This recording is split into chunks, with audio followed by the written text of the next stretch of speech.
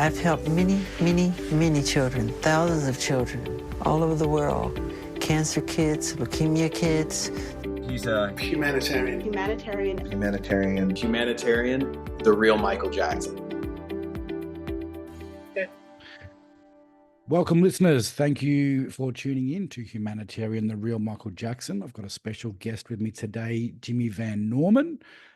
Jimmy and I have chatted a couple of times over the last couple of weeks, but we're both a couple of old fellas that don't always agree with technology, or technology doesn't agree with us, but we've finally made it happen. So thanks so much for joining me, Jimmy. I really, really appreciate it. You're welcome. Now, I think I gave you a bit of a rundown on my work. In 2018, I published a book called Humanitarian, the real Michael Jackson. And what that does is go through all the charities that Michael supported, the hospitals and orphanages that he visited, and all the people that he helped, all the people that came to Neverland, and groups of people that, all these humanitarian efforts.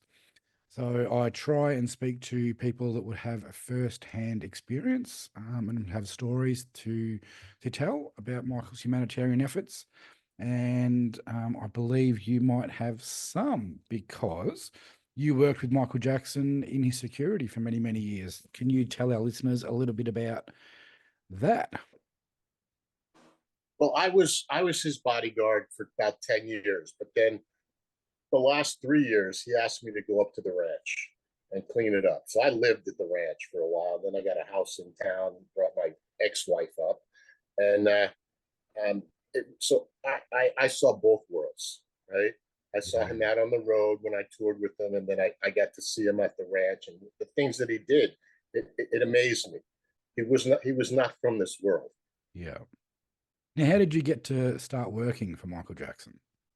Well, it goes back, right? I sent some guys, my friends, out on the I think it was the Victory Tour, right? When he was with his brother still. And they got to know Michael. Then they started working for Michael all the time. And then one of them called me up. I was doing some undercover work in New Jersey, and he says, Madonna wants a guy, right? So I fly to LA. I think, I'm going to meet with her management. Oh, no. I meet with her. Wow. She greets me at the door or at her house. She's got my resume in her hand. She goes, "You married? No. You ever been married? No. You have any kids?" I'm like, "No." She goes, "You're 3 for 3, right?" And she's a tiny little thing. Yeah. And then she's looking. She goes, I just want you at the house, and when I'm in LA, if I have to go out, you go with me, blah blah blah. And she goes, "You're way overqualified, right?" I go, "You want somebody overqualified watching your ass, or somebody who isn't?" Yeah. The next day they called me up. They go, "She loved you." So I started working for her, and I worked for her for about 5 years. And then I got in Michael. I wasn't even supposed to be working, but they were short a guy. And it was a rodeo. And it was Michael's guys working, and Bill Bray, and stuff happened. And the next minute, it's another story I can tell you later. Yeah. But the next day they're like, you want to come work with us? And I'm like, okay. Wow. So then the first thing I did was black and white. Oh, the music video. That was the first one that I did. And then and Michael didn't talk to me for about 3 months. Yeah. And then we're in the elevator, and I'm there with Wayne Nagin, and Michael goes, "So where are you from?" And I don't say anything because I'm not used to it. And Wayne goes, "He knows where I'm from. I've been with him 15 years. And then I start talking, and Wayne goes, "He just asked you where you're from." So it was funny, but that's how I got started with Michael. Because I can only imagine when you start working for someone like that, you're pretty curious about what type of person it is. So was it pretty quickly evident what type of person he was, or did it take time? Oh, yeah. Yeah? It didn't take any time to realize what a kind, giving person he was. So did you start traveling with him when the Dangerous tour started? Yeah, that's when I started traveling. I did all the rehearsals and all the videos leading up to that. Yeah. Wow. So we know that when Michael toured, he visited hospitals and orphanages pretty much almost daily. Can you tell me about your first experience seeing that? Well, we had so many, I can't remember the first one. Yeah. But when we're on tour, a lot of times it was management setting it up and things like that, which he didn't really care for. Yeah. I mean, we went into, um, we were in Moscow, and Michael wanted to go. They take us to this orphanage. All these kids are all dressed nicely. You know, it's a dog and pony show. Yeah. And we walk out, and Michael goes, "That's fake, right? I want to see the kids that are suffering." So I'm in the car with the interpreter. Her name was Natasha, I believe, and I go, "We're going to this other orphanage." She goes, "No, you're not." I said, "Oh, yes, we are, and we are actually f-bombing each other." Right? Yeah. We went to that other orphanage, and what a difference! I mean, these kids were just living in slums. Yeah. And that's when Michael, and he went in there. He always had something to give then. He signed autographs, took pictures, and that's the Michael that I know. Yeah. You know, he never he didn't care about the cameras or anything else when he went to those places. Yeah. And a lot of the time, from what I know, he was trying to avoid the cameras and going to these places secretly, Oh, so yeah. he wasn't. Like I said, the management would set it up, you know, because they want the publicity. Michael didn't want the publicity. He didn't do it for the publicity. That must have been pretty heartwarming to be a part of. Oh, awesome. I mean, it was awesome. Every time he went in there, I mean, I would break down sometimes. It was so heartbreaking. Yeah. And I've heard stories of him going to Toys R Us the day before these visits and filling up trucks of toys and stuff. Did you go with him for it? He'd at the rent, he'd go fill up the truck. And that meant I'd go rent the U-Haul, and I'd spend about $50,000, right? And just fill it up with, you know, the toys, and then we'd go. And this stuff isn't documented because he didn't want it to be documented. It all came from his heart. Yeah. And when I was compiling my book, I had to dig quite deeply to find all this information because it wasn't something that was advertised. And I had to sort of ask myself if I wanted to do this book and documentary and podcast. 'Cause I'm like, no, it was something that was done in private. Do I want to talk about it? Do I want to bring it to the public forum? Is that what Michael would want? And as much as I know that he didn't do it for the notoriety or the publicity, since his passing, I just felt it was important that those stories are told because there's so much garbage that's been told. So I'm like, well, let's shed a bit of truth on it. And so I think it's important that people like you share your stories and share the truth. So I appreciate it. There was one story I read, and I'm not sure if you were there. He took Mickey and Minnie Mouse from Euro Disney to a hospital in London. Were you there for that? That was on the Dangerous tour. So we were in Paris, and we were at Euro Disney. We actually stayed in the castle, and he did take Mickey and Minnie to one of the hospitals, you know, so the kids could, you know, see them too. That's crazy. And do you remember going to the Wembley shows of the Dangerous tours and where he met Diana and Charles backstage? Princess Diana and Prince Charles. She's one of the nicest people. The two of them shared a good bond because they were both giving people. Yeah. Actually, my second book is called Humanitarian, the People's Princess, and it's all about Princess Diana and her humanitarian efforts. So were you there for that when they met? Yeah. Well, he met her on the bad tour the first time. Yeah. But then when I was on the Dangerous tour, we met her again. Wow, what was that like? Awesome. I mean, she was just the one thing I appreciate about her, and that's what I tell people about, like Bill Clinton. It didn't matter if you were the bus boy, right? They'd spend 5 minutes with you. They didn't make you feel like they were above you. And Michael was the same way. You know, he didn't act like, oh, I'm Michael Jackson. I'd work with a lot of stars. Do you know who I am? I don't care. Yeah. Okay? Right? You might care, but I don't care who you are. Okay. If I'm not working for you, I don't care who you are. And so we're going into the 93 now, the latter part of the Dangerous tour.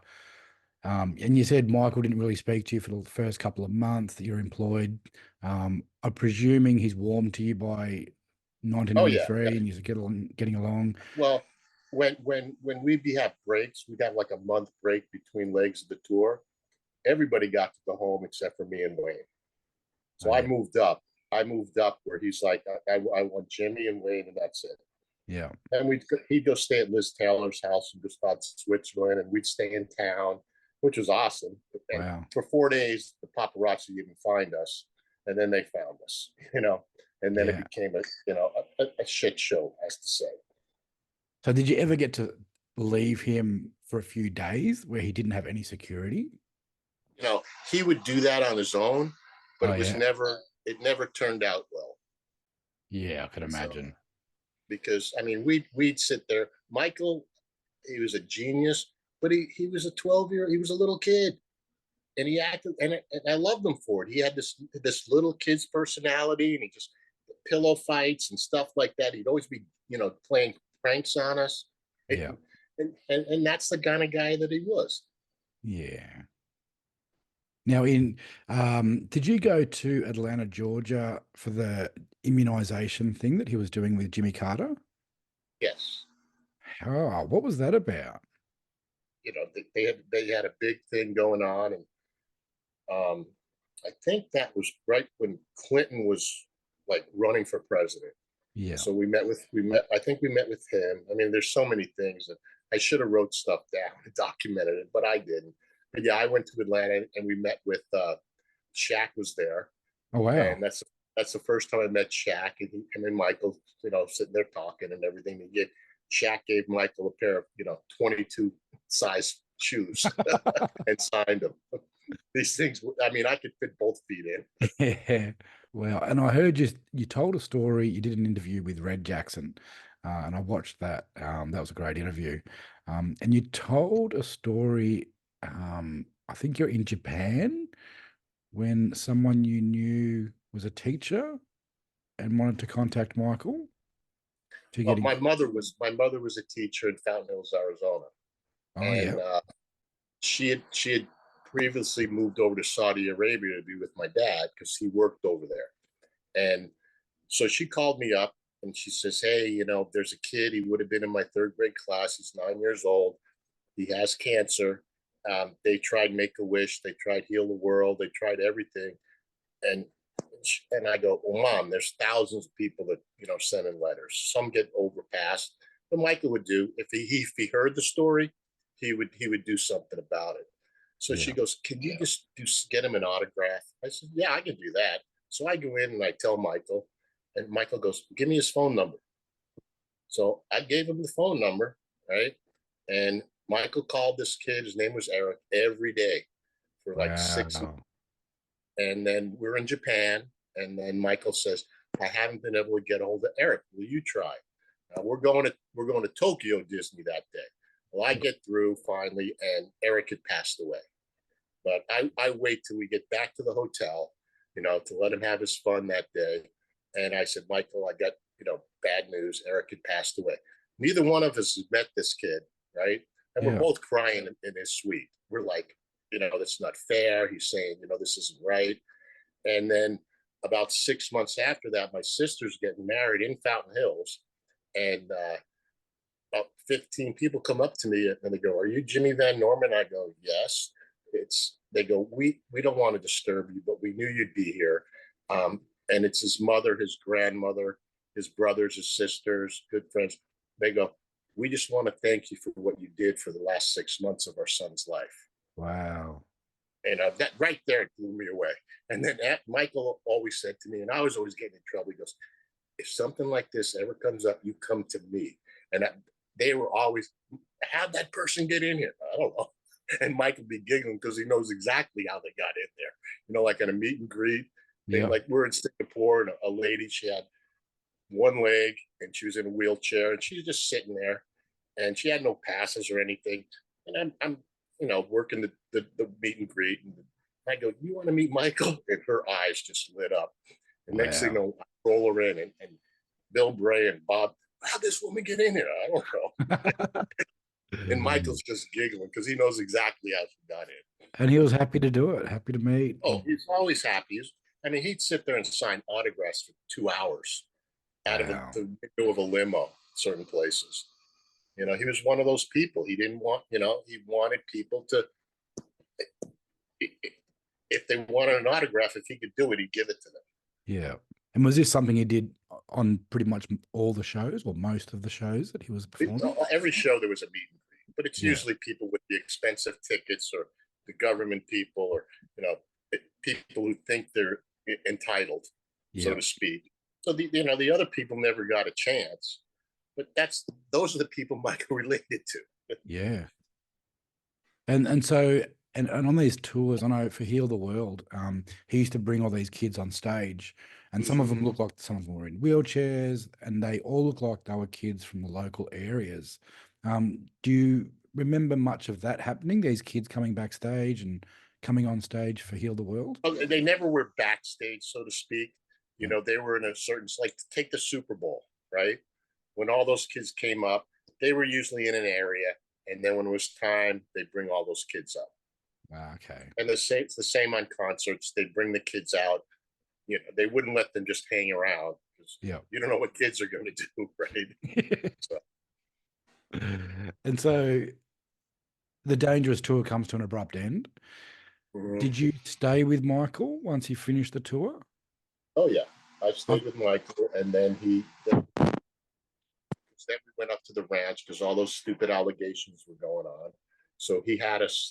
There's security at the ranch, but there's a difference between security and bodyguard. Yeah. Okay, a big difference, and that's what I said, I'm not a security guard. Okay, and so we stayed at the ranch. We lived at the ranch, usually two of us at a time, and then all of a sudden, Michael goes, "Will you stay here and clean this up?" And I had 187 employees. When I was done, I had about 90. Because everybody that was selling stories, everybody that was stealing, I looked into it and I caught them. And I'm like, this, and he paid them so well, and just all benefits. But people can be stupid sometimes. Yeah. And is that what he meant by clean it up? So he knew that these sorts of things were going on? He knew that things would be taken care of, and that's what I did. So I was up there for 3 years. Wow. So how did that conversation go? Because it sounds like he knew that people were ripping him off and doing stuff that they shouldn't be doing. It was hard for him to ever trust anybody. Yeah. I mean, one of the fun, it's not funny, but we were checking out the train tracks, and he's up there, and this is right after Prince was born, and Grace has Prince in her arms, and then we've got to go down this steep slope, and Michael goes, "Give Prince to Jimmy, he'll make sure he's safe." And I'm like, I don't want to carry this kid down this slope right now. Don't give him to me. But I did it, So now you're stationed at the ranch. How's that? It was good, but it gets, I mean, you're in the middle of nowhere pretty much. Yep. But Michael's like, "Hey, I'm keeping you from your family. You do what you want." So I could go to the theater by myself and watch movies that weren't even out yet, because the studios would send him movies. Oh, wow. Right. And then I rode elephants. I fed the alligators. I did crazy stuff like that. And I enjoyed it. But there was a point where he wasn't touring, and I'm like, okay. So in between, so the Dangerous tour wraps up in 93, and you've got a couple of years there when he's not touring. In 94, he married Lisa Marie Presley. Were you looking after the place there in 94? Yep. Wow. Did you get to meet Lisa Marie and interact with her? I'm not going to tell you, I've met Lisa Marie plenty of times. Yeah. Yep. How was she? What was she like? She was a nice lady.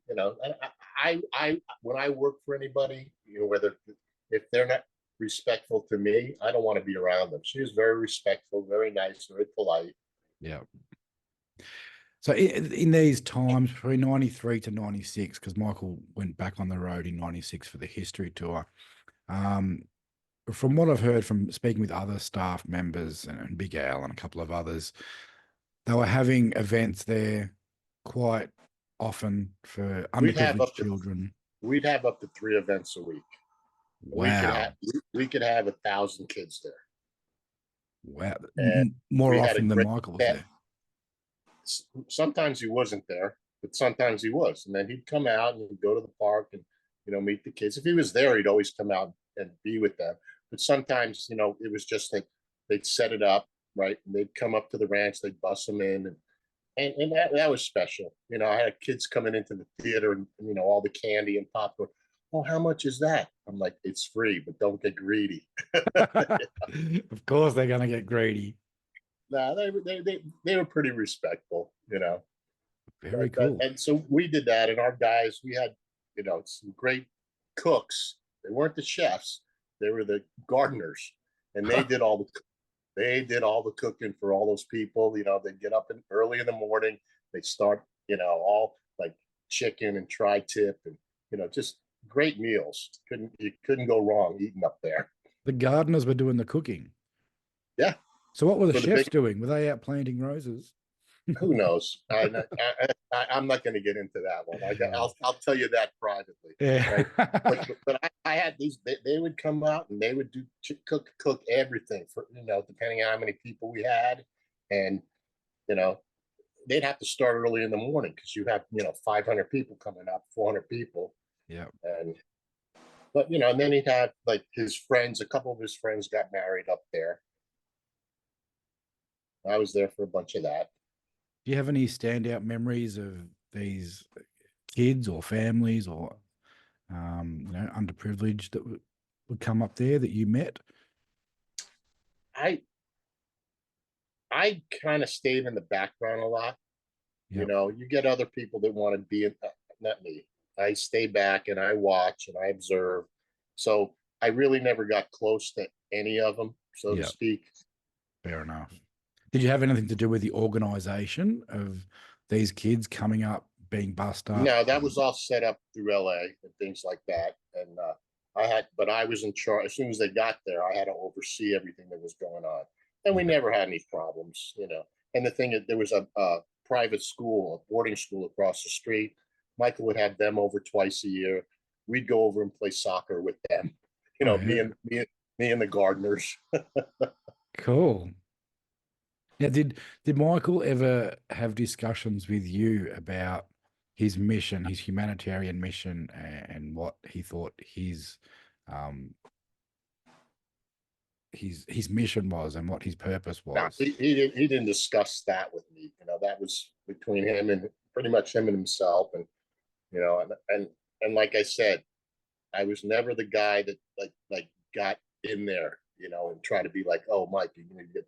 If I saw that something wrong, I was the one that told him. Yeah. But the rest of the time, I just sat back and, you know, I see that picture you have. That's in Gstaad, Switzerland.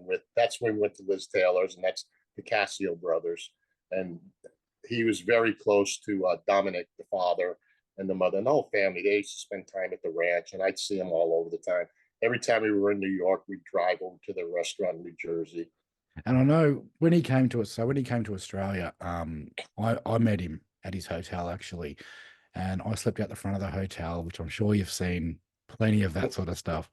I slept out of the front of the hotel, and at night time, once the press and the media had gone, he would come out and say hello to me and a handful of other fans, and he gave us flowers and pizzas one night, and he would come out with one or two bodyguards. Did you ever see any of that? Oh yeah, I mean, when I first went to work for him, I think we were in Munich, the Dangerous store, and my room was always next to his, right? So I'd leave my door open and things like that. You know, usually the security in the hotel's decent, so people aren't getting up there. But all of a sudden, I see this shadow go by, right? And I come out, and there he is. He's got his hat on, and I can see the brim. He's hiding behind a pillar. And Yeah. I said, Michael, where are you going? He goes, I got to get out. I've been in the hotel too long, right? I says, you can't go out, right? There's 2,000 people sleeping on the sidewalk. He goes, you can come with me. I said, no, right? Wow. I said, I'll come up with a plan, right? And then we'll go out, but you can't just go out. You're Surely Michael Jackson. Unreal. And after 96, Michael becomes a dad.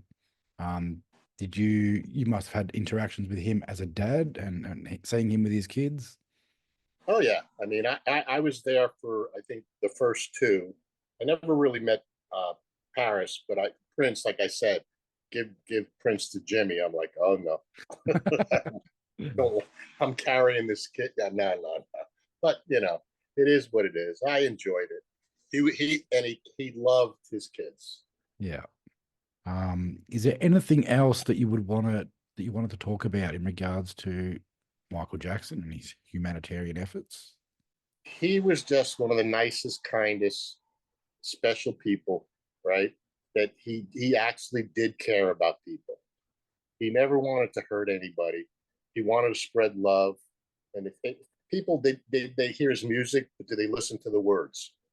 Yeah. And if you listen to the words, then you realize that he's sending a message. Yeah. That's how we'll remember him. Mm-hmm. Jimmy, thank you so much. You're welcome, Paul. We've Need had- anything else, give me a call. We've had